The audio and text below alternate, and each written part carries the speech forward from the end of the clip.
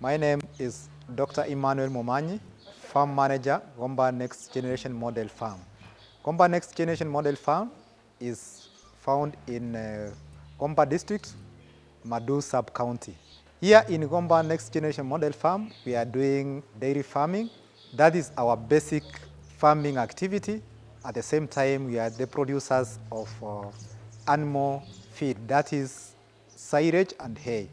We always find that many people desire to do dairy, but they have not gone into consideration looking at what they require to do for them to carry out a profitable dairy farming. Before even getting the animals, he has to do what we call fodder production. That is where we find people go in for animals, but they don't consider that when the cows are going to come in and they have done very good the cow bands, what are they going to feed on? Remember, you can even feed your cow outside there and it can give you production, but you can never house the cow and you are not giving it the right feeds and then you expect to get production out of it. So before you start thinking of cows, make sure you have established your production of pastures. Make sure you have enough hay. If you are doing zero grazing, you have enough silage. And the silage, you can do silage from corn, you can do silage from napier, because that is the day-to-day feed that you are going to use in feeding your cows. Secondly, once you have done it right, getting the right feeds, then look at the structures that you want to put your cows. If you are going to do the zero grazing, when you are going to do the structures, you find most farmers, they have done structures, but they didn't consider the architectural part of it. Like you can see these cow bands, you can see the cows are always on their own cubicles. Remember, you have to make cubicles which are going to fit for each and every cow. Sometimes you find people, they have compromised the length of the cubicles or the width. So it's very important when you are doing structures, get the relevant people who know about the structures for the cows so that you can do the structure which is going to be very conducive for the cows in terms of feeding, where you are going to put your feeds, where the cows are going to rest, and even the water points. So after doing the right structures, then you have to get your animals.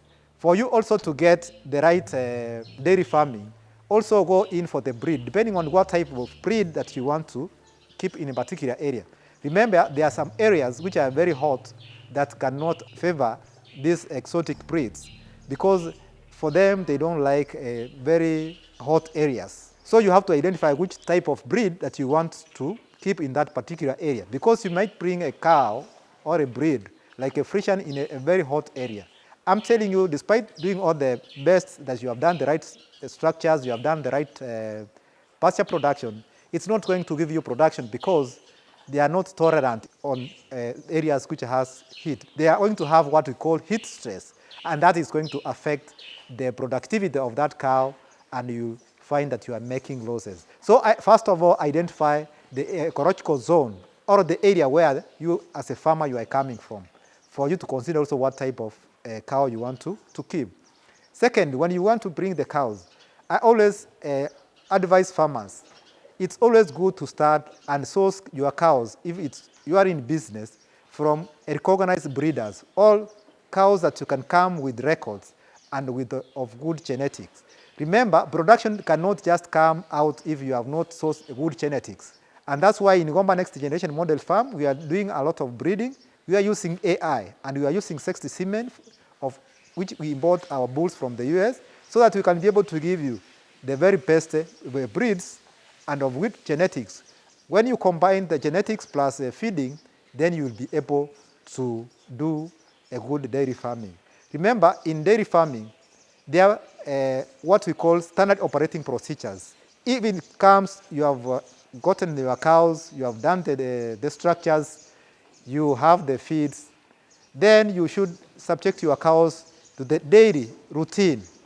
The cows are not, they are not the kind of animals that you always change the timetable for them. If it's a time for feeding, it has to be regular.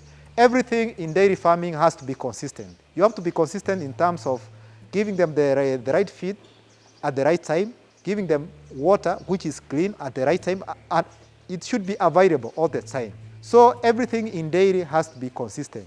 Today you are feeding them at 5 in the morning, tomorrow is at 11. That inconsistency in dairy farming, always you find it's affecting the production of the cows.